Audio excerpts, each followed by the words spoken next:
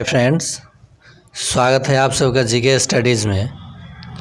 अब आपको पता है कि 23 से 26 तक आपका सक्षमता 2 होने वाला है, जिसके लिए ये सक्षमता 2 के लिए विज्ञान का अंतिम मैराथन होगा और इसमें सारे कॉन्सेप्ट को मैं क्लियर करूँगा। मान लीजिए कि एक प्रकार का ये जितना पढ़ाया गया उसका सब रिवीजन, ये सब का रिवीजन आज आपका होगा। तो इस सेशन को अंत तक देखिएगा। समय तो लगेगा लेकिन ये आपके लिए रामबाण साबित हो जाएगा। तो चलिए प्रश्न की ओर बढ़ते हैं और जब पूरा देख लीजिए, अच्छा लगे तो ही लाइक कीजिएगा। और अभी भी लाइक कम आ रहा है, जितने लोग देख रहे हैं उसका 5% भी लाइक नहीं आ रहा है, तो देखने के बाद ही लाइक कीजिएगा अगर अच्छा लगे तो। चलिए पहला प्रश्न है, प्रश्न 50 से अधिक है, ठीक है, और 50 प्रश्न में हमको लगता है कि आपको 500 प्रश्न याद होगा, ये गारंटी है मेरी। निम्न में विद्युत का सुचालक पदार्थ है। तो देखिए, जिस पदार्थ से विद्युत धारा प्रवाहित होती है उसे सुचालक कहते हैं, और जिससे विद्युत धारा प्रवाहित नहीं होती है उसे कुचालक कहते हैं।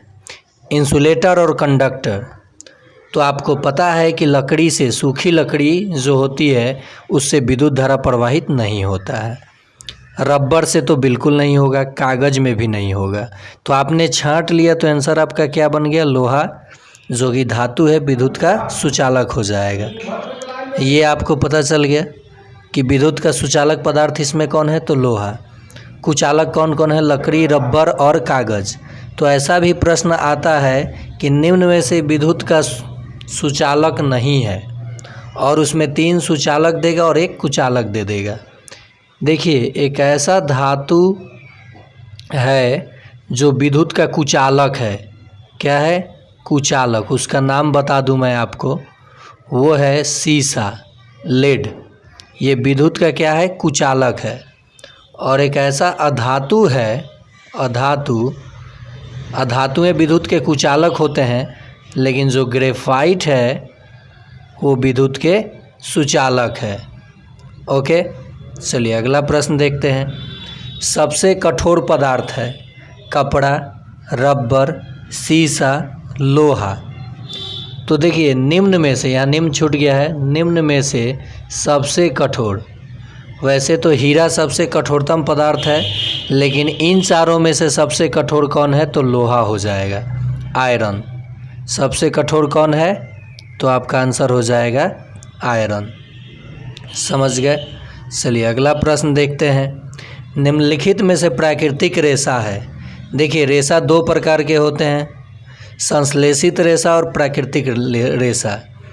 जैसे जो फैक्ट्री में ह्यूमन बींग्स यानी मानव के द्वारा रेशा बनाया जाता है उसे संश्लेषित रेशा कहा जाता है, और जो नेचुरली मिलता है जैसे रेशम, कपास, तो ये सब प्राकृतिक है।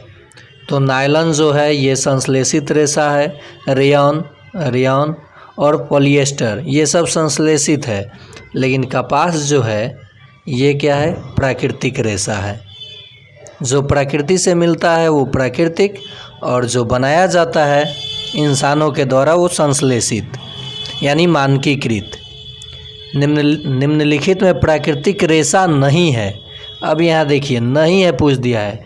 रेशम तो है, कपास भी है, रेयॉन, जो रेयॉन है ये संश्लेषित रेशा, प्राकृतिक रेशा नहीं है, ये संश्लेषित रेशा है। और देखिए नायलॉन आप जानते होंगे, न्यूजीलैंड और लंदन के कारण ये नायलॉन बना हुआ है, तो ये भी संश्लेषित रेशा है। और यहाँ जो रेशम है ये प्राकृतिक रेशा है।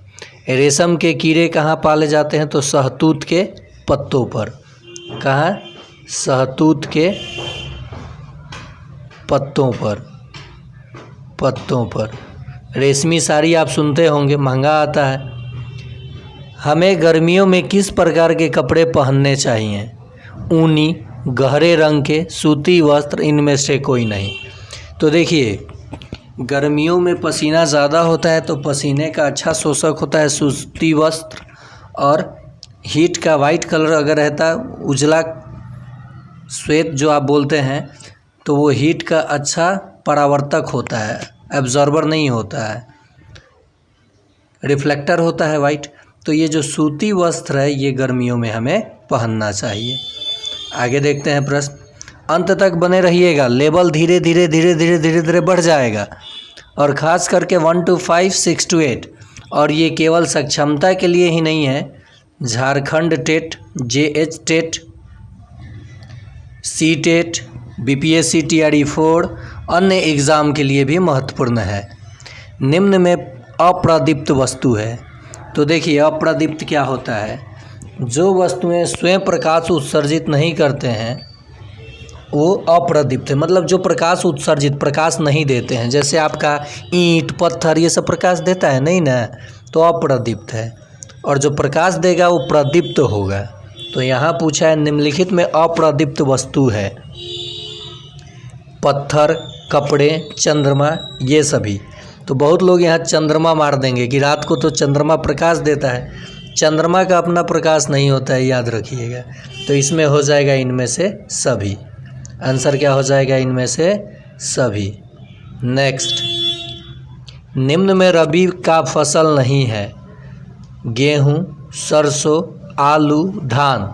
तो देखिए रबी फसल सर्दियों के दिनों में लगाया जाता है, जो कि अक्टूबर नवंबर में बोई जाती है और मार्च अप्रैल में काट ली जाती है। तो आपको तो पता है कि ठंडी में हम लोग गेहूँ, सरसों, आलू बोते हैं, तो क्या नहीं बोते हैं, धान। धान अभी बोया जा रहा है ना, तो ये खरीफ फसल है। क्या है, खरीफ फसल। धान क्या है, खरीफ फसल। जो वर्षा ऋतु में बोई जाती है फसल, उसे खरीफ फसल, और जो सर्दियों में बोई जाती है उसे रबी फसल, और जो गर्मियों में बोई जाती है उसे जायद फसल। जैसे सब्जियां, तो ये जायद फसल। फसल से प्रश्न हो गया। यहाँ और जान लीजिए,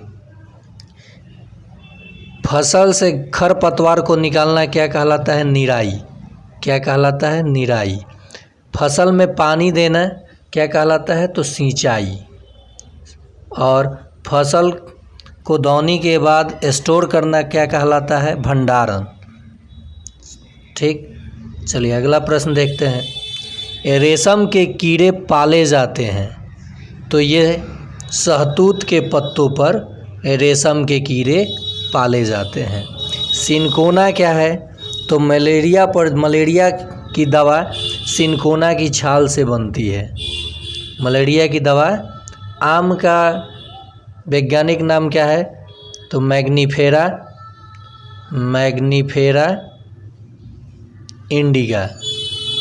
इंडिका। देखिए ये केवल विज्ञान में ही काम नहीं आएगा, आपका जो पर्यावरण का सेक्शन है वो भी कवर हो जाएगा इसमें। तो पर्यावरण का महामैराथन मैं कर चुका हूँ, उसका लिंक डिस्क्रिप्शन में दे दूँगा। वो अंतिम क्लास था पर्यावरण का। अब अंतिम क्लास आएगा हिंदी इंग्लिश का, और लास्ट में मैथ का, और मेरा बेस्ट विशेष रहेगा लास्ट में। अब देखिएगा मैंने आपको क्या विश दे रहा हूँ, लास्ट तक बने रहिए आज। उसके बाद जाइए, हर किसी के मन में होता है कि कौन सा प्रश्न पूछेगा, किस चैनल से पढ़ लें, कहाँ से क्या ले लें। आप जहाँ भी हैं स्थिर हो जाएं, अब बिल्कुल फ्रेश माइंड से जाइए, और एग्ज़ाम में गर्दा उड़ा के नहीं आए तो कहिएगा किसी टीचर ने कहा था, या आपका किसी दोस्त ने कहा था। टीचर नहीं मानिए, दोस्त ही मानिए, सिर्फ मुझे दोस्त मानिए। मैं एक अच्छा सा दोस्त हूँ आपका, या आप मुझे छोटा भाई मान सकते हैं।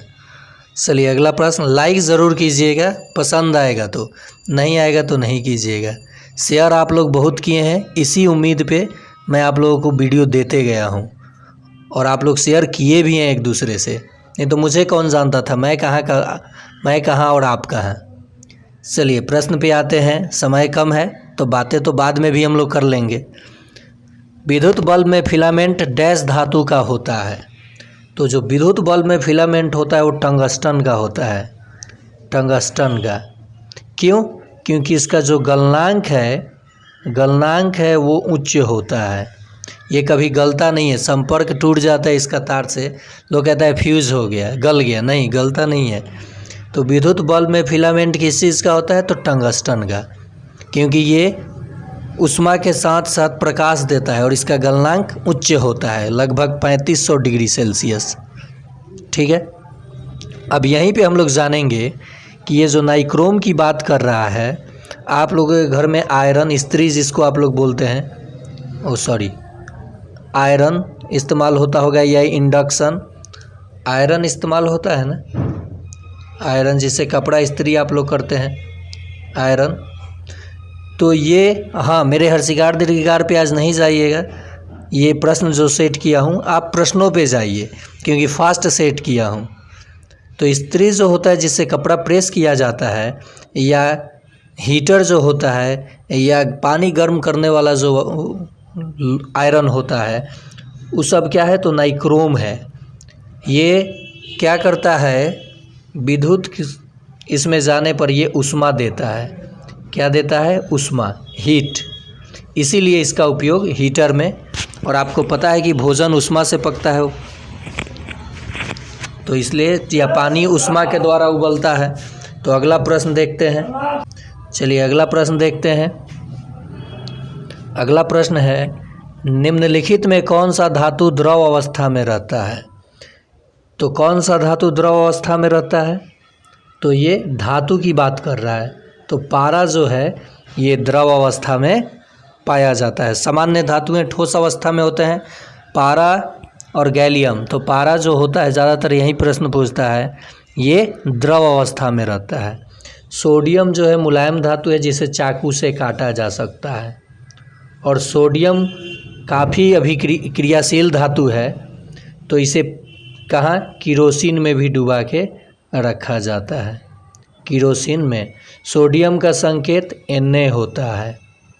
एटॉमिक नंबर 11, ये बताऊंगा एटॉमिक नंबर क्या होता है।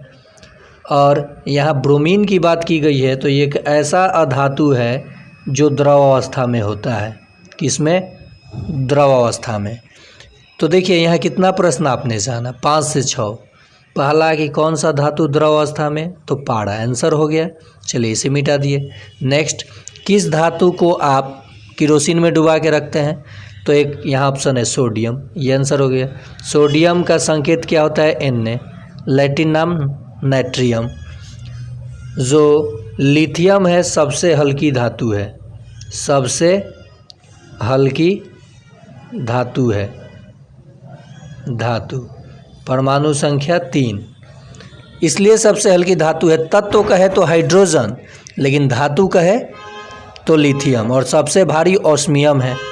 नेक्स्ट है कि ब्रोमीन एक ऐसा धातु है जो कि द्रव अवस्था में पाया जाता है। अगला प्रश्न, निम्नलिखित में से कौन सा धातु द्रव अवस्था में रहता है। तो ये 1 नंबर प्रश्न मान लीजिए, और इसका जवाब आप लोग कमेंट में दीजिएगा। साथ ही साथ वीडियो को पूरा ज़रूर देखिए, अभी तो खेल शुरू हुआ है साइंस का। ये आपके साइंस के साथ साथ खास करके 6 to 8 के जितने भी कैंडिडेट और 9th 10th के हैं, वो और गौर से देखेंगे, और 1 to 5 वाले पर्यावरण के साथ साथ ये साइंस का सेशन ज़रूर देखेंगे। चलिए अगले प्रश्न पे हम लोग चलते हैं। निम्नलिखित में प्राकृतिक आपदा नहीं है। देखिए आपदाएं 2 तरीके के होते हैं, प्राकृतिक और मानवकृत। जैसे आप कहीं बम विस्फोट कर दीजिएगा, या फिर आप कहीं गाड़ी को धक्का दे दीजिएगा, तो प्राकृतिक आपदा थोड़े हुआ, आपके द्वारा वो आपदा। परमाणु बम कहीं पटक दिया जाए तो आपदा तो आएगा, लेकिन वो मानकीकृत हो जाएगा। तो प्राकृतिक जैसे सुनामी हो गया, भूकंप हो गया, ये सब क्या होते हैं, चक्रवात हो गया, अधिक बाढ़ जैसे, ये सब प्राकृतिक आपदा है। तो निम्नलिखित में प्राकृतिक आपदा नहीं है। बहुत सारे लोग नहीं छोड़ देंगे यहाँ। तो बम विस्फोट जो है ये मानवकृत आपदा है, इसका मतलब ये प्राकृतिक आपदा नहीं है। समझ में आ गया आपको। सजातीय आवेश एक दूसरे को डैश करते हैं। तो सजातीय आवेश एक दूसरे को प्रतिकर्षित करते हैं। क्या करते हैं, प्रतिकर्षित। और विजातीय आवेश, विजातीय आवेश क्या करते हैं, तो ये आकर्षित करते हैं। प्लस माइनस क्या करेंगे, एक दूसरे को अपनी ओर खींचेंगे, जिसे आकर्षित करना कहते हैं। और जब समान आवेश होगा तो एक दूसरे को, जैसे आप चुंबक का इस्तेमाल करते होंगे, चुंबक के पास दो ध्रुव होता है, उत्तरी ध्रुव और दक्षिणी ध्रुव। तो समान ध्रुव एक दूसरे को प्रतिकर्षित करता है और असमान ध्रुव एक दूसरे को आकर्षित करता है। चलिए अगला प्रश्न देखते हैं। दहन के लिए आवश्यक है, यानी जब किसी पदार्थ को आप जलाएंगे तो आपको किन किन चीज़ों की आवश्यकता होगी। ज्वलन ताप की, बिल्कुल सही। ज्वलन ताप क्या होता है समझ लीजिए। जिस न्यूनतम तापमान पर कोई वस्तु जलना शुरू करता है उसे उस वस्तु का ज्वलन ताप कहते हैं। ठीक, और सभी वस्तुओं का ज्वलन ताप अलग अलग होता है, इसीलिए कोई वस्तु आसानी से जल जाता है और कोई आसानी से नहीं जलता है। नेक्स्ट, दाह्य पदार्थ की आवश्यकता होगी, बिल्कुल सही। वायु की भी आवश्यकता होगी और ये सभी, तो ये सभी आपका आंसर हो जाएगा। चलिए अगला प्रश्न देखते हैं।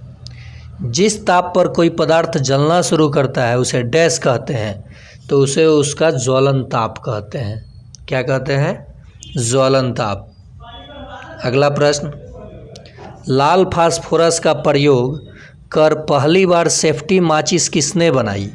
तो यहाँ आप चीज़ों को समझिए। जो श्वेत फास्फोरस होता है, ये पानी में फास्फोरस ये पानी में डुबा के रखा जाता है, क्योंकि ये 35 डिग्री सेल्सियस पे ही जलना शुरू कर देता है। तो ये स्वतंत्र अवस्था में होगा तो जलना शुरू कर देगा। तो श्वेत फास्फोरस को कहाँ रखा जाता है? पानी में डुबोकर। और जो सेफ्टी माचिस पहली बार जो प्रयोग हुआ, लाल फास्फोरस जो उस पर जो लेप होता है लाल फास्फोरस का होता है उसके कागज़ पे, तो ये कार्ल लुंडस्टोन या रॉबर्ट बॉयल, अलेसांद्रो वोल्टा या लुई पास्चर। तो ये कार्ल लुंडस्टोन या रॉबर्ट बॉयल, तो ये आंसर हो जाएगा रॉबर्ट बॉयल ने इसको क्या किया, लाल फास्फोरस का प्रयोग स्वीडन में पहली बार ये किए थे। चलिए रेबीज के टीके की खोज, तो ये लुई पास्चर ने। जानवरों के काटने से जो रेबीज होता है उसके टीके की खोज किसने किया था? तो लुई पास्चर ने। चलिए अगला प्रश्न देखते हैं। और हाँ, एक चीज़ मैं आपको शेयर कर दूं, अगर किसी भी प्रश्न पे आपको डाउट हो तो आप उसका स्क्रीनशॉट ले करके मेरे व्हाट्सअप नंबर 9939594899 पे सेंड करके आप उसे नॉक कर सकते हैं कि सर ये प्रश्न देखा जाए, मिस्टेक हुआ है या फिर आप गलत बताए हैं, इसको अगले वीडियो में देखा जाए। तो मैं उसको अगले वीडियो में उस प्रश्न को शुरुआत में ही शेयर कर दूंगा, बता दूंगा। तो जब भी कोई प्रश्न आपको लगे कि मैंने गलत बताया है तो उसको मेरे नंबर इस पे आप सेव कर लीजिएगा, व्हाट्सअप नंबर राहुल सर का यानी मेरा, और आप इस पे उस प्रश्न का स्क्रीनशॉट लेकर के भेज दीजिएगा। मनुष्य के शरीर, देखिए लगता है शरीर गलत लिखाया है, बिल्कुल गलत है। मनुष्य के शरीर का तापमान, सामान्य तापमान कितना होता है? ये काट दीजिए, कितना होता है? तो ये 37 डिग्री सेल्सियस होता है। फ़ारेनहाइट में बताइएगा तो 98.7 शायद, बदल के ही देख लेते हैं डिग्री फ़ारेनहाइट। चलिए बदलना आपको सिखा देते हैं। शिक्षक ने कहा था कि सर डिग्री सेल्सियस और फ़ारेनहाइट का सूत्र बताया जाए। तो देखिए डिग्री फ़ारेनहाइट में सेल्सियस से जाने के लिए आप फार्मूला लगाइएगा 9/5 गुना डिग्री सेल्सियस जोड़ 32 आंसर आ जाएगा। जैसे मान लीजिए यहाँ 37 डिग्री सेल्सियस है, पहले आपको मैं 100 डिग्री सेल्सियस 100 पे बता दूँ, 9/5 मान लीजिए 100 डिग्री सेल्सियस को आपको फ़ारेनहाइट में बदलना है। तो डिग्री सेल्सियस कितना दिया है? 100, तो 100 जोड़ 32, ये कटा 5 से, 5 दूनी 10, 20 बार में, 9 दूनी 18, 180 जोड़ 32, तो 212 डिग्री फ़ारेनहाइट आ गया। देखिए फिर से समझिएगा, मैंने कहा 9/5 इंटू डिग्री सेल्सियस, तो डिग्री सेल्सियस 100 डिग्री सेल्सियस दिया था, फ़ारेनहाइट में बदल रहे हैं, अजोर 32। ये जब कटा तो ये 20 हुआ, ये गुना है, 9 दूनी 18, 180 आया, अजोर 32, तो जोड़ना पड़ेगा। तो जोड़ने पे ये कितना आ जाएगा, 212 डिग्री फ़ारेनहाइट। तो डिग्री सेल्सियस से फ़ारेनहाइट में कैसे आ जाता है आपने देख लिया। अब चलिए, ये जो 37 डिग्री सेल्सियस था हमारे बॉडी का सामान्य तापमान, इसे हम लोग बदलते हैं। 9/5 नहीं कटेगा, कोई बात नहीं, पॉइंट में आएगा। 37 + 32। देखिए मैं अभी नहीं भाग दूंगा, इसे गुना कर लेता हूँ। 9 सते 63 के 3, 9 सते क्या हो जाएगा, 63 के 3। देखिएगा मैं कहीं कहीं मिस्टेक भी कर देता हूँ। तो 9 सते 63 के 3, हाथ में 6, 9 3 27, 6 33 हुआ, अजोर ये बटा में 5, अजोर यहाँ 32। अब 5 से जब इसको हम लोग भाग देंगे तो 5 छक 30, 5 छक 30, 3 और 3 बचेगा, फिर 5 छक 30। देखिए 5 छक 30, तो 33 में से 30 जाएगा तो 3 और 3, फिर 33 हो गया। तो फिर 5 छक 30, फिर 3 बचा, दशमलव, 5 छक 30। अब 32 जोड़ दीजिए, तो 6 व 2 8, 6 व 3 9, 98.6 डिग्री फ़ारेनहाइट सामान्य तापमान हो जाएगा। तो 37 डिग्री सेल्सियस कहिए तो, चाहे 98.6 डिग्री फ़ारेनहाइट कहिए तो। अब इसी का उल्टा प्रश्न पूछ दे कि डिग्री फ़ारेनहाइट से आपको जाना है सेल्सियस में, तो क्या कीजिएगा। तो इसके लिए फार्मूला होता है 5/9, यहाँ ब्रैकेट में डिग्री फ़ारेनहाइट -32 हो जाता है। इस पे सवाल कैसे बनेगा ये भी चीज़ बता दूं। पहले आपको ब्रैकेट का काम करना होगा। जैसे 212 को आपने देखा 100 डिग्री सेल्सियस का आया था, तो इसे ही बना लेते हैं। देखिए 5/9 ये उलट गया, 212 घटाओ 32, 5/9 गुना 2 में से 2 गया 0, और 21 में से 3 जाएगा 18। देखिए 9 दूनी 18, 20 आया ना, यहाँ 20 बच्चे क्या आ गया, 100 डिग्री सेल्सियस आ गया। तो अगर आपको फार्मूला ना याद हो, तो अगर केवल डिग्री सेल्सियस का याद है तब भी आप निकाल सकते हैं। तो यहाँ पे मैंने ये भी बता दिया आपको। देखिए घनत्व का एसआई मात्रक क्या है, धीरे धीरे बोला था ना कि लेवल बढ़ाऊंगा, और ये 50 से अधिक प्रश्न है, लेकिन आपको प्रश्न में हर एक प्रश्न पे 5-5, 6-6 प्रश्न बता रहा हूँ। लाइक तो बनता है, मेरे चैनल को लाइक नहीं कीजिए, आप अपने एक छोटे भाई को लाइक कीजिए या एक अपने दोस्त को लाइक कीजिए, ठीक है। देखते हैं इस वीडियो को कितने हमारे फ्रेंड्स, हमारे शिक्षक लाइक करते हैं, और उम्मीद है कि लाइक इस वीडियो के लिए आएगा ही आएगा। आप लोगों पे विश्वास है कि आप लोग ज़रूर करेंगे। घनत्व का एसआई मात्रक है, तो अगर आपको फार्मूला याद हो तो एसआई मात्रक आसानी से बता देंगे। यानी घनत्व का मेज़रमेंट जो एसआई मात्रक होता है वो होता है केजी पर मीटर क्यूब। क्यों? घनत्व का जो फार्मूला होता है वो होता है द्रव्यमान बटा आयतन, मास बाई वॉल्यूम। जो डेंसिटी का फार्मूला होता है मास बाई वॉल्यूम। तो आपको पता है द्रव्यमान का एसआई मात्रक होता है केजी, और आयतन का मात्रक होता है घन इकाई, तो मीटर क्यूब। द्रव्यमान का मात्रक केजी, आयतन का मात्रक मीटर क्यूब, तो केजी पर मीटर क्यूब। इसे आप ऐसे भी लिख सकते हैं केजी, आइए जब ऊपर जाएगा तो पर मीटर क्यूब। इसे भी हम लोग पढ़ेंगे केजी पर मीटर क्यूब। इसका भी मतलब होता है केजी प्रति मीटर क्यूब। ये नीचे से ऊपर जाएगा तो इन्वर्स हो जाएगा। चलिए आगे के चीज़ों को देखते हैं। पास्कल जो है ये दाब का मात्रक है, द्रव लिख रहा हूँ। पास्कल जो है ये किसका मात्रक है, दाब का। दाब बराबर होता है बल बटा क्षेत्रफल। इसीलिए क्षेत्रफल बढ़ाकर दाब को क्या किया जाता है, कम। आपके बैग का जो पट्टी होता है वो चौड़ा होता है, क्यों? ताकि आपके जो मसल्स हैं, मांसपेशियाँ, ये जो मसल्स हैं ऊपर कंधे पे, वो कटे नहीं। और क्षेत्रफल पट्टी क्या करता है, क्षेत्रफल बढ़ा देगा तो दाब कम लगेगा और वो आपके मांस को तकलीफ़ नहीं पहुंचाएगा। या फिर दलदल एरिया में आपको लेटने को कहा जाता है, क्यों? या फिर आप बड़े बड़े व्हीकल्स को देखे होंगे, ट्रक व्रक को, 2-2 पहिया लगा होता है। क्षेत्रफल बढ़ा दीजिएगा तो दाब कम हो जाएगा। तो बल का एसआई मात्रक न्यूटन, तो ये न्यूटन भी दिया गया है। बल का एसआई मात्रक न्यूटन। ये संवेग का एसआई मात्रक है, ये भी बता दे रहा हूँ। आपने फार्मूला जाना दाब का, इसके सारे कॉन्सेप्ट को जाना, क्योंकि ये क्षेत्रफल के व्युत्क्रमानुपाती होता है और बल के अनुक्रमानुपाती होता है। Inversely proportional to the area and directly proportional to the force. दाब बराबर बल बटा क्षेत्रफल। और 1 पास्कल बराबर होगा 1 न्यूटन।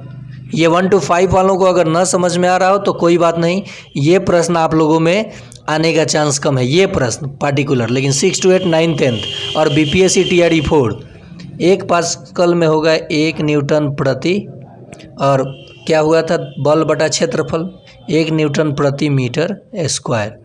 यानी 1 मीटर स्क्वायर पे अगर 1 न्यूटन का बल लगता है तो हम लोग कह सकते हैं कि उस पे 1 पास्कल का दाब लग रहा है।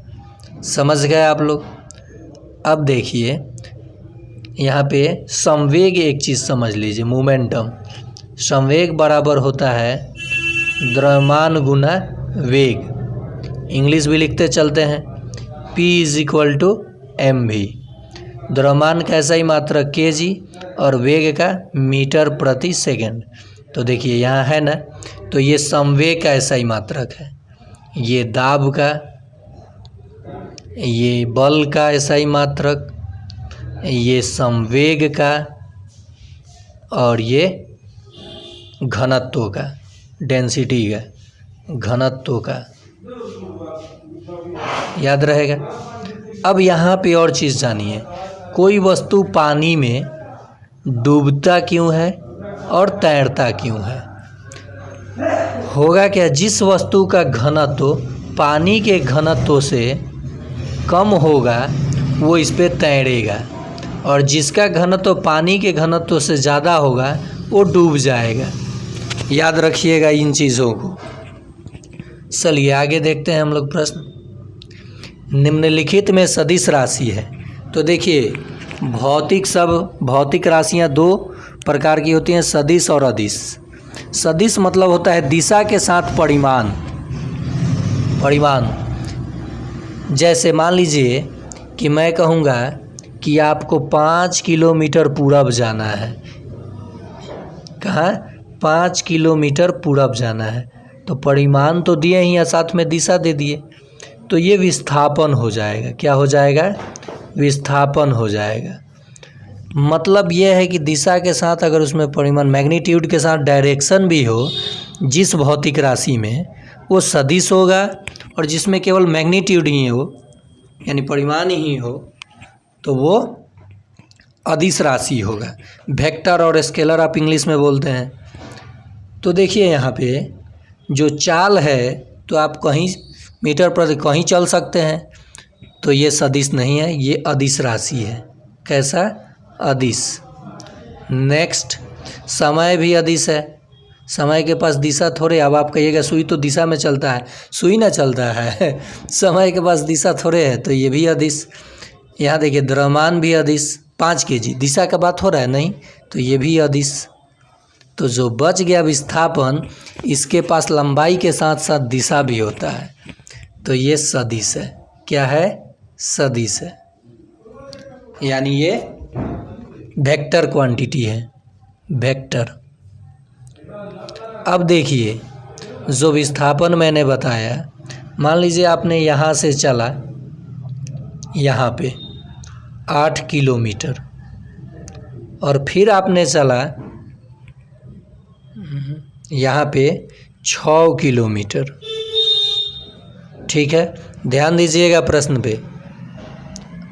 अब यहाँ आके आपने रुक गए, ए से चले बी पे गए और बी से आके सी पे रुक गए, तो यहाँ आपका विस्थापन कितना हुआ? तो देखिए विस्थापन जो डिस्प्लेसमेंट होता है वो शॉर्टेस्ट डिस्टेंस यानी इनिशियल पोजीशन और फाइनल पोजीशन के बीच जो सबसे नज़दीक दूरी होगा वही इसका डिस्प्लेसमेंट यानी विस्थापन होगा।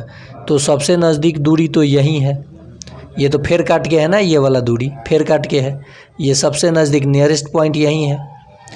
तो ये तो इसका 90 डिग्री ये कर्ण हो गया। तो आपको पता है कि कर्ण इन दोनों के वर्ग के बराबर होता है, इसका वर्ग। तो AC का मान क्या हो जाएगा? √8 का स्क्वायर 64 और 6 का स्क्वायर 36। तो ये कितना आ गया? 64 और 36 100, तो ये 10 आ जाएगा, 10 किलोमीटर। समझ में आया?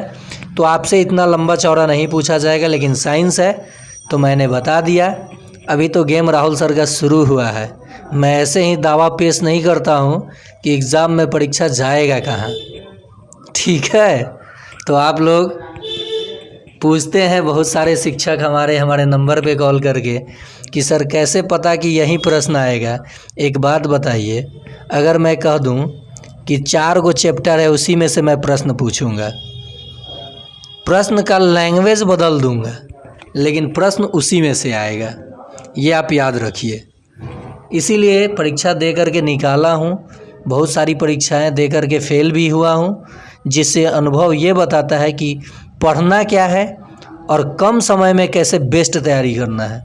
फिजूल की चीज़ों को पढ़ने से अच्छा है कि काम के चीज़, जब एग्ज़ाम आता है तो काम की चीज़ें पढ़ा जाता है।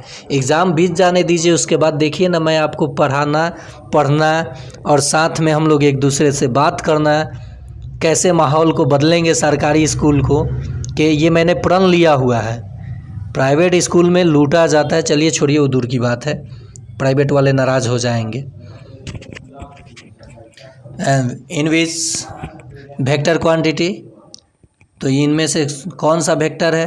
तो ये डिस्प्लेसमेंट है यानी विस्थापन है। आप समझ गए होंगे, बहुत कम लोग समझे होंगे, लेकिन जब हम विस्तार से करेंगे BPSC TRE 4 के लिए विज्ञान साइंस जब पढ़ाएंगे तो उसमें सारे कंटेंट को बता देंगे, एक भी प्रश्न छूटेगा नहीं। रीजनिंग भी पढ़ाएंगे, मैथ्स भी पढ़ाएंगे। ऊर्जा का SI मात्रक क्या है? तो देखिए, कार्य करने की क्षमता को, कार्य करने की दर को ऊर्जा कहते हैं। ठीक है, क्षमता बोलिए या, तो ऊर्जा का SI मात्रक आपका जूल होता है, और ये विद्युत धारा का SI मात्रक होता है एम्पियर, विद्युत धारा का। ठीक, और ये वाट विद्युत शक्ति का SI मात्रक होता है। 1 किलोवाट में होता है 1000 वाट। ठीक है, याद रखिएगा। ये वोल्ट विभवांतर का SI मात्रक होता है, विभवांतर का, और विभव का भी। देखिए SI unit of work is joule, क्या होता है? जूल। कार्य का SI, ऊर्जा का SI मात्रक क्या होता है? तो जूला। कार्य का, तो कार्य का भी जूल। जब ऊर्जा की बात आई तो देखिए गतिज ऊर्जा, ये भी समझ लीजिए, गतिज ऊर्जा और स्थितिज ऊर्जा को, स्थितिज ऊर्जा यानी kinetic energy and potential energy, इसका फॉर्मूला होता है mgh। जब किसी वस्तु को आप उठा करके कहीं रखिएगा तो ये ग्रेविटी काम करेगा ही करेगा, आपके बल के अपोजिट में काम करेगा, तो वहाँ स्थितिज ऊर्जा होता है।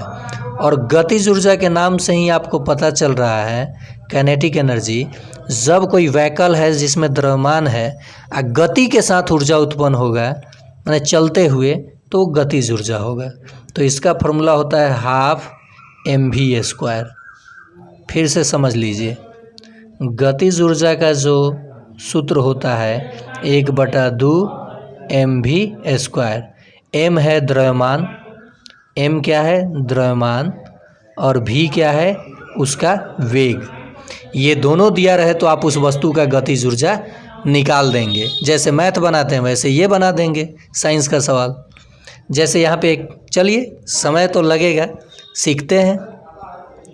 मान लीजिए किसी वस्तु का द्रव्यमान 5 kg है और वो वस्तु 2 मीटर पर सेकंड से क्या है, गतिशील है। उसका वेग कितना है, 2 मीटर प्रति सेकंड। वेग का ऐसा ही मात्रक होता है मीटर पर सेकंड, और वेग जो होता है सदिश राशि होता है। फॉर्मूला में रखिए 1/2 गुना द्रव्यमान यानी m, तो द्रव्यमान 5 kg है, 5 kg यूनिट नहीं छोड़िएगा ये, और ये इसका स्क्वायर है तो 2 मीटर प्रति सेकंड का स्क्वायर करेंगे। ओके, तो देखिए यहाँ क्या लिख सकते हैं हम लोग, 5 था द्रव्यमान तो 1/2 गुने 5 गुने 2 मीटर प्रति सेकंड का स्क्वायर। अब इसका स्क्वायर हम लोग करेंगे, वेग का स्क्वायर करना था, इसका स्क्वायर कर दिए तो 1/2 गुना 5 गुना 4, और तो ये कट जाएगा, 5 दूनी कितना हो जाएगा 10। काइनेटिक ऊर्जा कितना जूल, 10 जूल। ऊर्जा का ऐसा ही मात्रक क्या होता है, जूल। तो 5 kg का वस्तु अगर 2 मीटर प्रति सेकंड से गतिशील है तो कितना ऊर्जा उत्पन्न कर रही है, 10 जूल। आया बात समझ में। चलिए अगला प्रश्न, और जो मैंने पोटेंशियल एनर्जी यानी स्थितिज ऊर्जा बताया उसके लिए सूत्र हो जाएगा mgh। h है ऊंचाई, h क्या है, ऊंचाई, और m तो आपको बता दिया द्रव्यमान, हर वस्तु में द्रव्यमान होता है, और ये गुरुत्वीय त्वरण छोटा g जिसका मान होता है 9.8 मीटर प्रति सेकंड स्क्वायर। पृथ्वी इसी त्वरण से किसी वस्तु को अपनी ओर खींचती है। चलिए आगे चीज़ों को देख लिए, वाट देख लिए, शक्ति का ऐसा ही मात्रक, नहीं तो एक ही चीज़ को बताने में बहुत ज़्यादा समय लग जाएगा। अब समझ में आ रहा है कि एक प्रश्न में कितना जानने को मिल रहा है। चलिए आगे देखते हैं। अब कुछ लोगों का कमेंट आएगा, सर ये 1 to 5 में पूछेगा, कुछ लोगों का कमेंट आएगा सर क्या ये परीक्षा में आएगा, तो आप खुद मिला लीजिए ना, या प्रश्न पत्र लेकर देख लीजिएगा मैं क्या बोल रहा हूँ। विज्ञान और पर्यावरण दोनों मिलाकर इसमें है, एकदम आएगा ही आएगा, इससे बाहर क्या आएगा। लैंग्वेज बदल जाएगा, प्रश्न नहीं बदलेगा, और एकदम निफिक्र माइंड से। लास्ट में मैं आपको बोला ही हूँ कि एग्ज़ाम कैसे देना है, एक वीडियो 10 मिनट का बनाऊंगा, और एकदम हम लोग हंसते खेलते एग्ज़ाम सेंटर में जाएंगे, हंसते हुए निकलेंगे, और जीके स्टडीज़ पे कमेंट करेंगे कि मेरा बेस्ट एग्ज़ाम गया है। अब जो लोग पढ़े ही नहीं, पढ़ेंगे ही नहीं घर पे, उनका एग्ज़ाम अच्छा नहीं जाएगा। मैं कोशिश तो, मैं दुआ तो करूंगा कि अच्छा जाए, लेकिन अच्छा नहीं जाएगा तो जो नहीं पढ़ते हैं 10 मिनट मेरा वीडियो देखकर छोड़ के दूसरे चैनल, तीसरे चैनल, तो आप जिस चैनल पे हैं वहाँ आप कंटिन्यू उसके वीडियो को देखिए। मैं ये नहीं कह रहा हूँ कि मेरे ही चैनल को देखिए, लेकिन उनको कंटिन्यू देखिए। जैसे कहा नहीं जाता है अधजल गगरी छलकत जाए, तो ये ऊढ़ा छूने वाला काम कीजिएगा तो फिर दिक्कत है, तब मेरे चैनल से हट जाइए, आप नहीं देखिए। क्योंकि मैं चाहता हूं कि जितने भी लोग मेरे चैनल पे जुड़े हैं अब उनका 100 नहीं 120 प्लस अंक आए तो मुझे काफ़ी खुशी होगी, और मैं तो तत्पर हूं ही कि आपका आए किसी तरह। बताऊंगा कैसे आएगा। कोशिका की खोज किसने किया, तो कोशिका की खोज, अब यहाँ मृत और जीवित नहीं बोला है तो इसको मृत ही माना जाएगा, और रॉबर्ट हुक साहब ने कोशिका की खोज किए थे, क्योंकि यहाँ लीवेनहॉक तो है नहीं, और यहाँ जब भी जीवित और मृत न दे तो आप रॉबर्ट हुक के साथ जाइएगा। 1665 में इन्होंने खोजा था। रॉबर्ट ब्राउन कोशिका के केंद्रक का, जो कोशिकाओं का देख रेख करता है सारे पार्ट्स का, तो ये केंद्रक का खोज किसने किया था, तो रॉबर्ट ब्राउन ने। बेंडा माइटोकॉन्ड्रिया, ठीक है, रदरफोर्ड, तो कहीं कहीं ईंट पग नाच, गोल्डस्टीन भी आता है, ईंट पग नाच चाहे ईंट पर नाच, तो प्रोटॉन का खोज रदरफोर्ड, और न्यूक्लियस यानी नाभिक में धनावेश, नाभिक का खोज, तत्वों के नाभिक का खोज किसने किया था, रदरफोर्ड ने। चलिए आगे देखते हैं प्रश्न। सबसे छोटी कोशिका है, तो सबसे छोटी कोशिका यहाँ छूट गया है, आगे प्रश्न होगा, माइकोप्लाज्मा हो जाएगा, माइकोप्लाज्मा, ठीक है। छोड़ के भागिएगा नहीं, अगर समय हो तो ही वीडियो देखिए, नहीं तो आप बिल्कुल नहीं देखिए। समय निकालिए, आप लोगों के पास तो भाई समय की अभाव है, कमी है।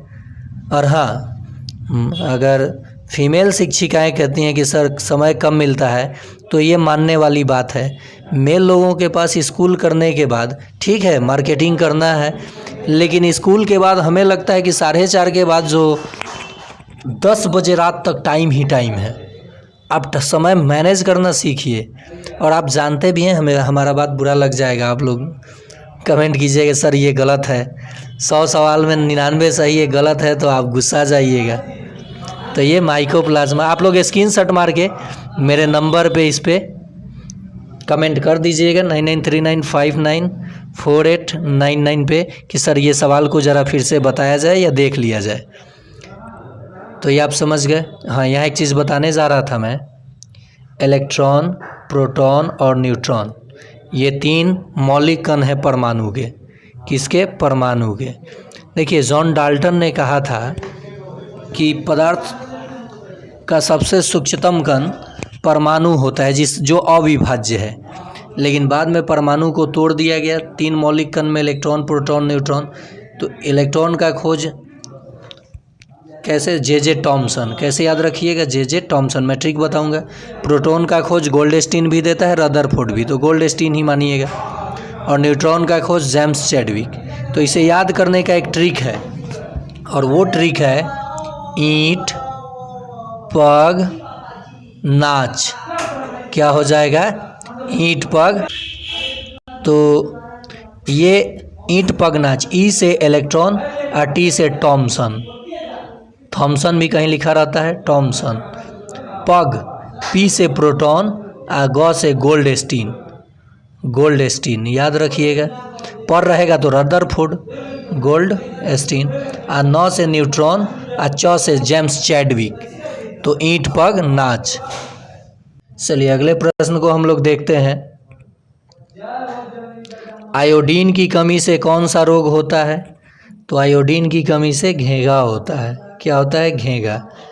विटामिन ए की कमी से रतौंधी, और विटामिन सी की कमी से स्कर्वी, जिससे दांतों के मसूड़ों से ब्लड निकलने लगता है। और विटामिन सी का अच्छा स्रोत है आंवला। क्या है? आंवला। एनीमिया किसके कारण? तो रक्त के अल्प यानी रक्त के कमी के कारण क्या होता है? एनीमिया। चलिए अगला प्रश्न देखते हैं। मास्टर ग्रंथि के नाम से कौन सा ग्रंथि जाना जाता है? तो पीयूष ग्रंथि को मास्टर ग्रंथि के नाम से हम लोग जानते हैं। चलिए अगला प्रश्न है। कोशिकाओं के समूह को डैश कहा जाता है? तो कोशिकाओं के समूह को उत्तक कहा जाता है। क्या कहा जाता है? उत्तक। The collection of cell are called tissue, उत्तक कहा जाता है। जाइलम, ये उत्तक है प्लांट में, पादप में। जो पादप में क्या करता है? जल का संवहन, जल का संवहन, मतलब एक पार्ट से दूसरे पार्ट, मतलब जलों का संवहन होता है प्लांट में। और फ्लोएम क्या करता है? खनिज पदार्थों का संवहन।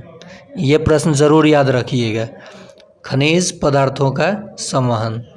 एक शिक्षक ने ही कहा था कि सर थोड़ा साइंस पे ध्यान दिया जाए, और लाइसोसोम का क्या कार्य है कोशिका में, आप बताइएगा। तो मैंने सोचा कि लीजिए पूरा अपना ब्रह्मास्त्र इस्तेमाल कर देते हैं आज। समय भी, आज गांव से आए हुए थे स्कूल, 4:30 के आने के बाद थोड़ा स्नान किए, फ्रेश हुए, और फिर भिड़ गए आप लोगों को पढ़ाने, मतलब आप लोगों के साथ डिस्कस करने में। मैं आपको पढ़ाता नहीं हूँ, आप भी शिक्षक, हम भी शिक्षक, हम लोग एक परिवार हैं, हम लोग आपस में डिस्कस करते हैं और सवालों को देखेंगे। और मुझे आप लोगों से सिर्फ एक लालच है, और वो लालच यही है कि आप लाइक कीजिए। दूसरा, मुझे आपसे कोई फ़ी नहीं चाहिए। और साथ ही साथ ये एग्ज़ाम ख़त्म होने के बाद CTET, BPSC, TRE 4, Jharkhand TET, UK TET पे मैं भिड़ूंगा।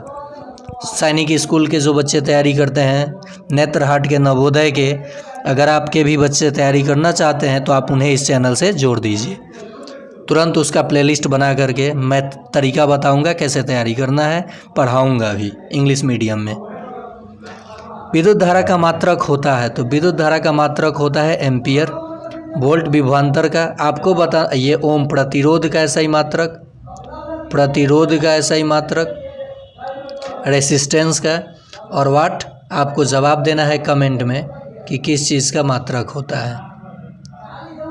चलिए अगला प्रश्न देखते हैं।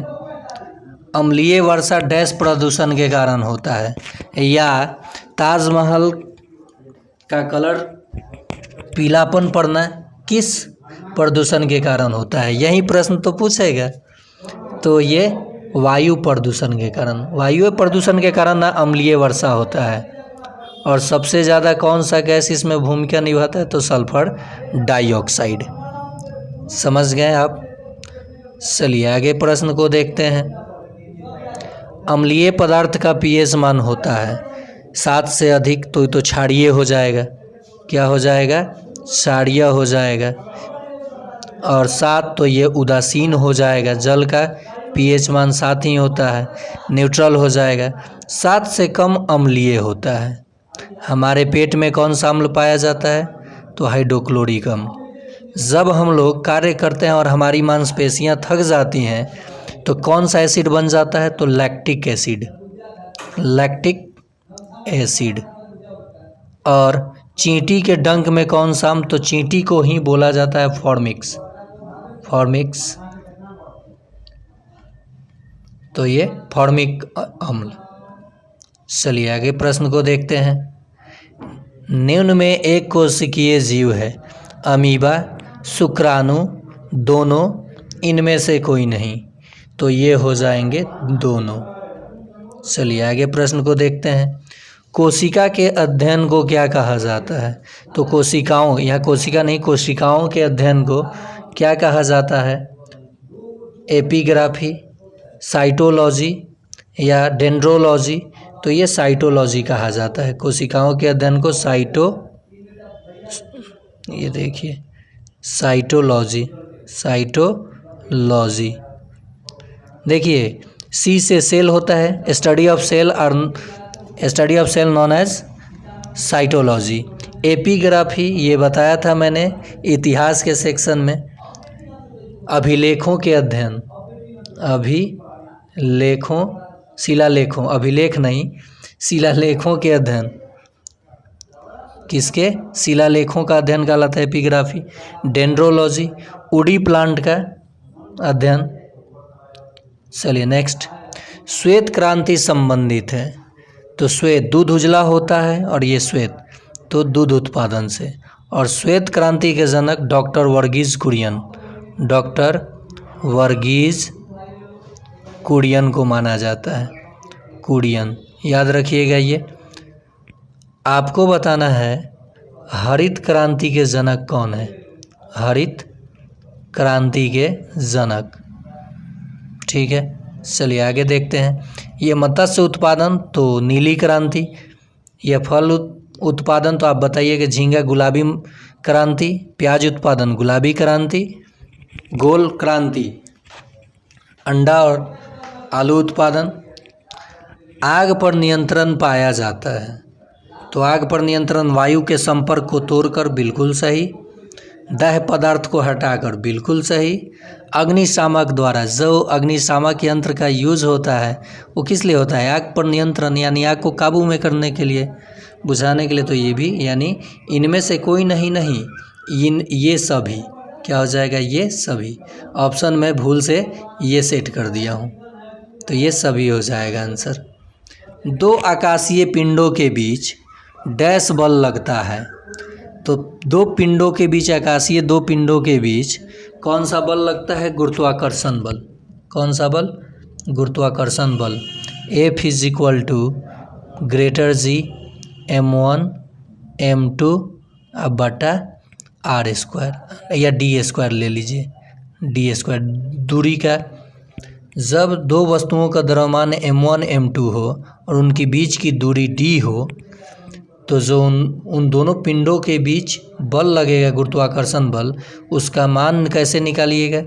बड़ा G, जिसका मान होता है, ये ग्रेविटेशनल कांस्टेंट है, इसका मान नहीं बदलता है। गुरुत्वाकर्षण नियतांक इसको बोलते हैं। 6.67 × 10⁻⁻11 न्यूटन मीटर स्क्वायर प्रति kg² इसका SI यूनिट होता है और ये वैल्यू होता है। और इस फॉर्मूले से गुरुत्वाकर्षण बल निकलता है, 9th क्लास में है। ठीक है। What is the gravitational constant? Greater G and small G gravity, acceleration due to gravity. Small G can be change but greater G can't be change one place to another because it is constant. Okay. Science देखिए, science ज़्यादातर मज़ा English में ही आता है पढ़ने में, या English में ही पढ़ाए हैं CBSE वालों को 7 साल तक। तो 7 साल सोच लीजिए कि CBSE बोर्ड वाले स्कूल में, उसमें तो बैठ कर के फांकी मारना होता नहीं है, तुरंत डायरेक्टर और प्रिंसिपल चाँप चढ़ा देंगे कि आपको भाई पैसा दे रहे हैं, आप काहे बैठे हैं। तो कम समय के लिए 3 घंटे के लिए ही जाता था मैं, और आगे 4 घंटे बढ़ा, धीरे धीरे धीरे धीरे ये सरकारी विभाग में आ गए।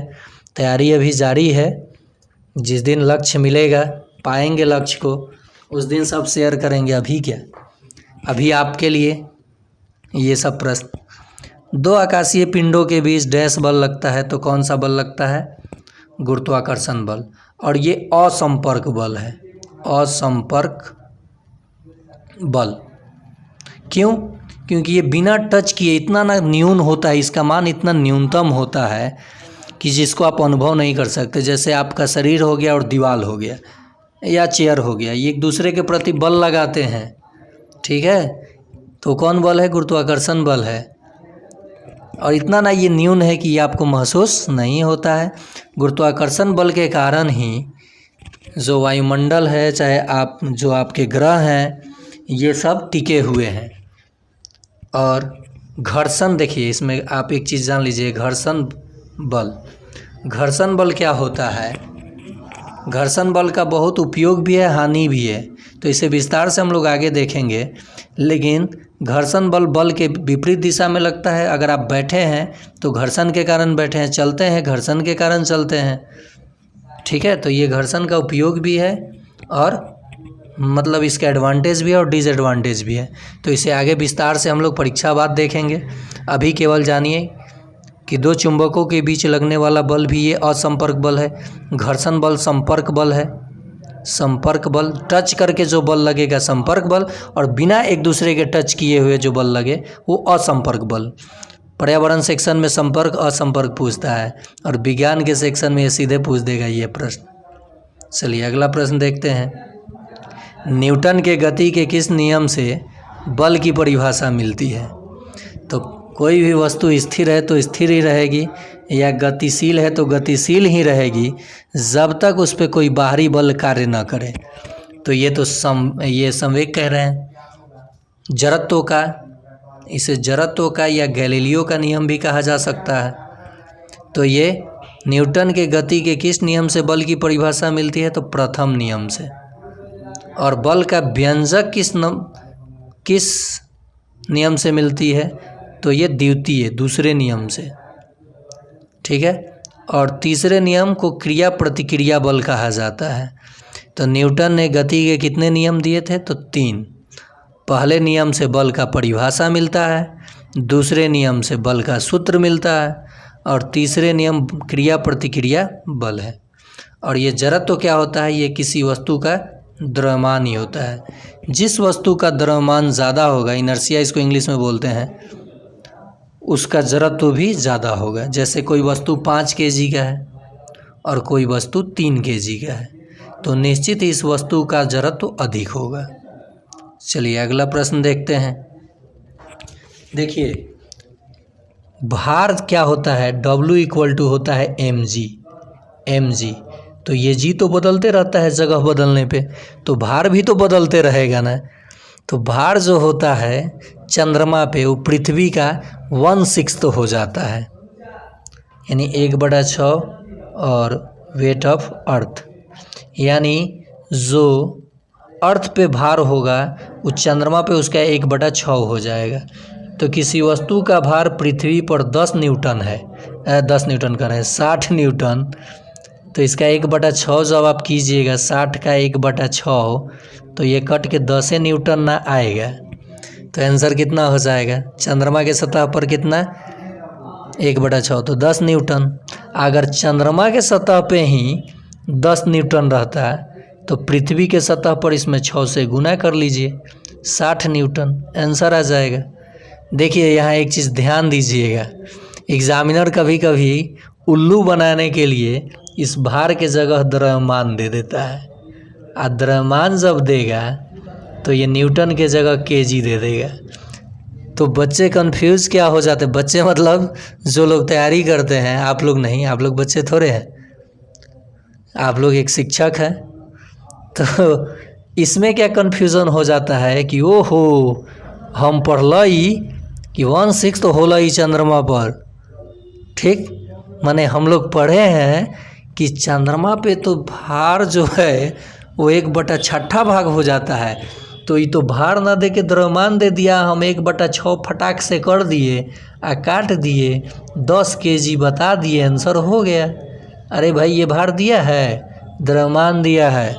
किसी भी वस्तु का द्रव्यमान कहीं नहीं बदलता है।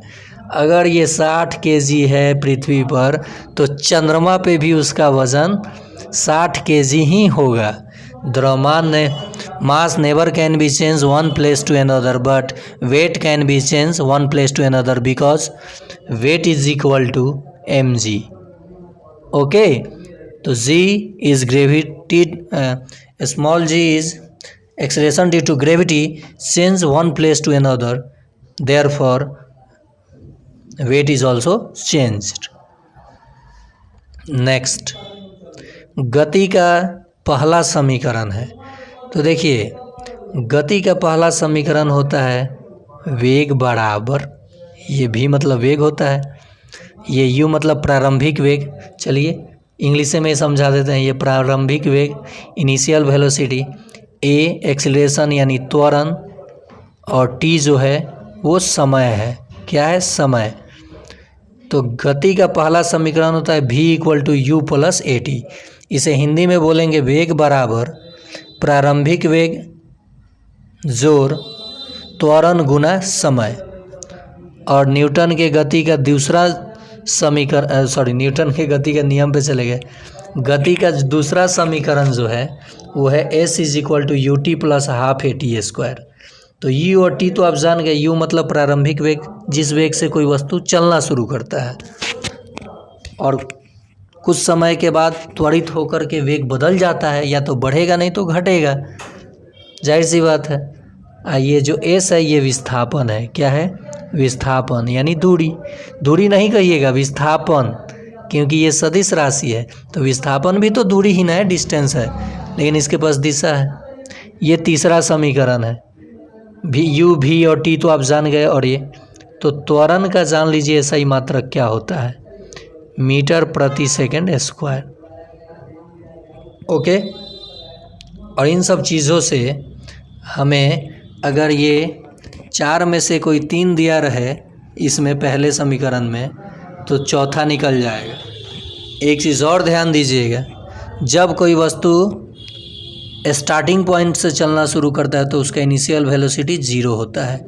जब कोई वस्तु रुक जाती है चलते चलते तो उसका फाइनल वेलोसिटी 0 होता है। प्रश्न आगे रेलवे के लिए जो LP का एग्ज़ाम है, रेलवे में साइंस का अच्छा प्रश्न पूछा जाता है, या SSC में बिहार पुलिस या UP पुलिस। तो UP पुलिस के लिए तो समय नहीं मिला तैयारी कराने को, लेकिन आगामी ऐसे डिफेंस सेक्टर में जो भी एग्ज़ाम की तैयारी अगर आपके घर में कर रहे हो या कहीं बाहर रहकर, तो आप उन्हें ये चैनल शेयर कर दीजिएगा। बहुत जल्द इस पर प्लेलिस्ट बना करके सभी विषय की तैयारी एकदम इत्मीनान से कराया जाएगा। निम्नलिखित में पारभासी है। पारभासी का मतलब होता है कि जिससे प्रकाश थोड़ा सा निकले, धुंधला दिखाई दे, तो कागज़ पारभासी होता है। क्या होता है? इससे थोड़ा थोड़ा चीज़ इस पार से उस पार दिखाई देता है। और जिससे बिल्कुल ना दिखाई दे वो अपारदर्शी, और जिससे दिखाई दे पूरा साफ साफ वो पारदर्शी। जिससे बिल्कुल ना दिखाई दे अपारदर्शी, जिससे दिखाई दे पूरा वो पारदर्शी, और जिससे धुंधला दिखाई दे वो पारभासी। अगला प्रश्न, किस घर्षण का मान सबसे कम होता है? लोटनिक घर्षण, स्थैतिक घर्षण, सर्पी घर्षण या इनमें से सभी? तो इस प्रश्न का जवाब आप लोग कमेंट में दीजिएगा। साथ ही साथ एग्ज़ाम बाद में घर्षण के सारे प्रकार, उसके बाद ये फिल्ट्रेशन जो पदार्थों को अलग करने की विधियाँ, उसके सारे प्रकार अच्छे तरीके से आपको पढ़ा दूंगा। जैसे दूध से दही से क्रीम कैसे निकलता है, या फिर कम पदार्थों का मिश्रण अलग कैसे किया जाता है, यानी मिश्रणों के अलग करने की विधियां हम लोग पढ़ेंगे अच्छे से। यहाँ आप इसका कमेंट में जवाब दीजिएगा। टाइफाइड होता है विषाणु के कारण, कवक के कारण, जीवाणु के कारण या फंगल के कारण? बहुत बार पढ़ाया हूँ, इसका भी जवाब आपको कमेंट में देना है। और इसे आप मान लीजिए प्रश्न नंबर 4 करके तब जवाब दीजिएगा, नहीं तो आप क्या जवाब दीजिएगा, किस नंबर का पता नहीं चलेगा। पोलियो होता है, तो पोलियो किसके कारण होता है? विषाणु के कारण, कवक के कारण, जीवाणु के कारण या फंगल के कारण? इसका भी जवाब आपको कमेंट में देना है। ये मॉक टेस्ट मान लीजिए आप लोग, ये सारे प्रश्न हीटेड प्रश्न लिया गया है।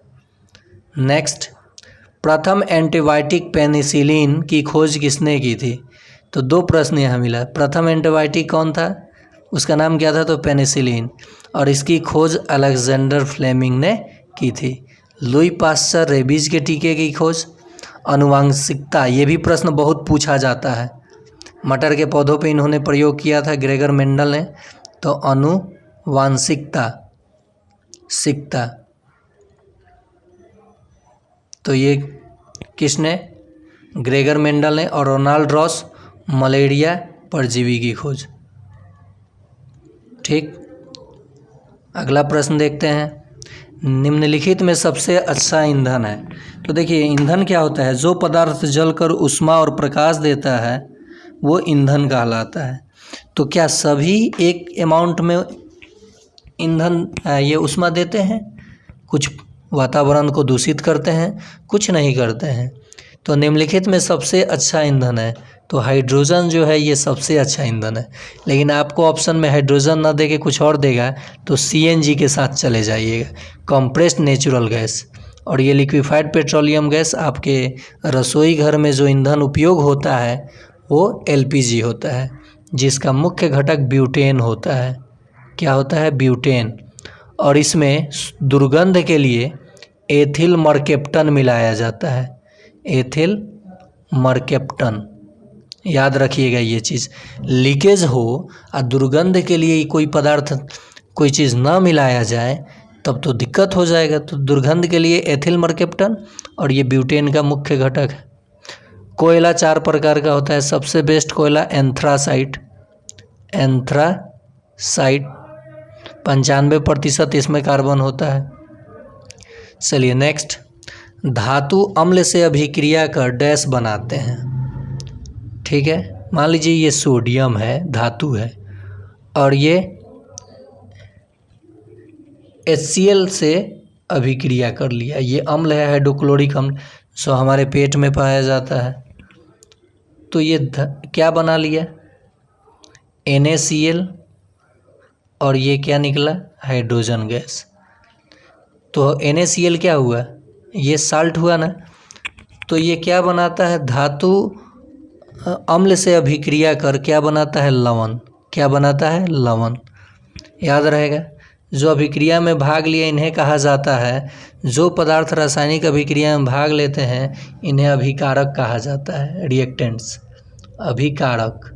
और जो नया पदार्थ बनता है उसे प्रतिफल कहा जाता है। याद हो गया आपको? चलिए अगला प्रश्न देखते हैं। एक्वारेजिया क्या है? तो सोने और प्लेटिनम जैसे धातु को गलाने वाला हाइड्रोक्लोरिक अम्ल और नाइट्रिक अम्ल का मिश्रण है। एक्वारेजिया क्या है? तो ये HCl और नाइट्रिक अम्ल, हाइड्रोक्लोरिक अम्ल और नाइट्रिक अम्ल का मिश्रण होता है। ठीक है, ये सारे प्रश्न SCERT के बुक से बीच से बनाया हूँ। सातवां आठवां का आप किताब लीजिएगा तो 3 से 4 या 5 आपको क्या मिलेगा, ऑब्जेक्टिव मिलेगा। लेकिन किताब पढ़िए तो उससे ऑब्जेक्टिव कैसे छाटा जाता है वो छाट कर मैं बनाया हूँ। ये 8वां क्लास का 8 क्लास के साइंस का है। तो 1 to 5 में ये सब प्रश्न खूब पूछता है अपर एग्ज़ाम में, चाहे टेट के एग्ज़ाम में, KBS में। मिट्टी में बीजों को डालना डैश कहलाता है। तो मिट्टी में बीजों को डालना बुआई कहलाता है, और पानी देना सिंचाई, और खरपतवार निकालना निराई। चलिए अगला प्रश्न, सूर्य का प्रकाश कितने रंगों का मिश्रण होता है? तो ये 7 रंगों का मिश्रण होता है। साथ ही साथ देख लीजिए भिव ग्योर, ये इसका ट्रिक है। ये 7 रंग है। क्या है? 7 रंग। R से रेड, O से ऑरेंज, Y से येलो, G से ग्रीन, B से ब्लू, I से इंडिगो और V से वायलेट। तो जो लाल रंग होता है इसका तरंगधर वेवलेंथ, तरंगधर सबसे अधिक होता है, इसीलिए सिग्नल के रूप में लाल रंग का उपयोग होता है। सूर्योदय या सूर्यास्त के समय आकाश लाल दिखाई देता है, किसके कारण? तो ये जवाब दीजिएगा आप लोग, अपवर्तन या परावर्तन के कारण। अब देखिए प्रकाश संश्लेषण, हाँ, बैंगनी रंग जो है इसका जो है वेवलेंथ सबसे कम होता है। तो कितना रंग का मिश्रण है प्रकाश, सूर्य का प्रकाश? 7 रंगों का मिश्रण है। सबसे अधिक तरंगधर लाल का। देखिए प्रकाश संश्लेषण की क्रिया लाल में सबसे अधिक और बैंगनी में सबसे कम होती है, ये चीज़ याद रखिएगा, इसी पे आधारित। और हाँ ये बता दूं, प्रकाश की चाल सरल रेखा में गति करती है, चलती है सरल रेखा। ये इलेक्ट्रोमैग्नेट वेव है, विद्युत चुम्बकीय तरंग। साथ ही साथ जान लीजिए प्रकाश का जो चाल होता है ये 3 × 10 के पावर 8, 3 × 10⁸ मीटर पर सेकेंड, या 3 लाख किलोमीटर पर सेकेंड होता है। दोनों में से कोई आपको ऑप्शन में दे सकता था। ठीक है, चलिए आगे प्रश्न को देखते हैं। संयुक्त राष्ट्र ने कब जैव विविधता वर्ष घोषित किया? तो 2010 में। संयुक्त राष्ट्र संघ ने 2010 में जैव विविधता वर्ष घोषित किया। प्रत्येक वर्ष 22 मई को जैव विविधता दिवस मनाया जाता है। और यहाँ पे एक डेट आपको 2011 दिया है। संयुक्त राष्ट्र संघ ने वन महोत्सव तो ये 2011 में स्टार्ट किया। चलिए अगला प्रश्न देखते हैं। प्रोजेक्ट टाइगर की शुरुआत कब की गई? तो 1972 में। एक चीज़ और आप याद रखिएगा, रेड डाटा बुक, ये भी प्रश्न पूछता है खूब। ये एक ऐसा सरकारी दस्तावेज़ है जिसमें संकट में, अब मतलब समाप्ति की ओर अग्रसर जो जानवर हैं, संकटापन जिन पे है, उनका डाटा इसमें दिया रहता है। जैसे मॉरिशस का डोडो, ठीक है, मॉरिशस नहीं, वो कोई द्वीप था, उस पे डोडो एक न उड़ने वाली पक्षी है जिसकी स्थिति दयनीय है, मतलब अब समाप्ति के कगार पे है। तो रेड डाटा बुक में क्या होता है? संकटकालीन जंतुओं का विवरण इसमें, या वनस्पतियों का विवरण रहता है जिनकी अब समाप्ति की ओर अग्रसर है। ध्वनि की प्रबलता की इकाई होती है तो ये डेसिबल होती है। और ध्वनि की चाल सर्वाधिक ठोस में होती है, निर्वात में शून्य होगी, उसके बाद द्रव में, तब गैस में। ठीक है, और निर्वात में ध्वनि की चाल क्या होगी? शून्य, बिल्कुल सुनाई नहीं देगा। और ध्वनि की प्रबलता मापी जाती है डेसिबल में। सामान्य बातचीत, जो हम लोग बातचीत करते हैं, बातचीत, इसकी प्रबलता होती है 60 डेसिबल डीबी। कितनी? 60 डेसिबल। एक यंत्र आता है सोनार, ये ध्वनि के परावर्तन पे काम करता है और ये पानी के अंदर गुम हुए चीज़ों को ढूंढने में मदद करता है। साउंड नेविगेशन रेंजिंग, ये गहराई में स्थित वस्तुओं का या समुद्री गहराई मतलब गहराई में स्थित वस्तुओं का पता लगाता है। देखिए नेक्स्ट चलते हैं। श्रव्य ध्वनि का परास होता है 20 हर्ट्ज से 20,000 हर्ट्ज, 20 हर्ट्ज से 20,000 हर्ट्ज, और अश्रव्य ध्वनि का परास होता है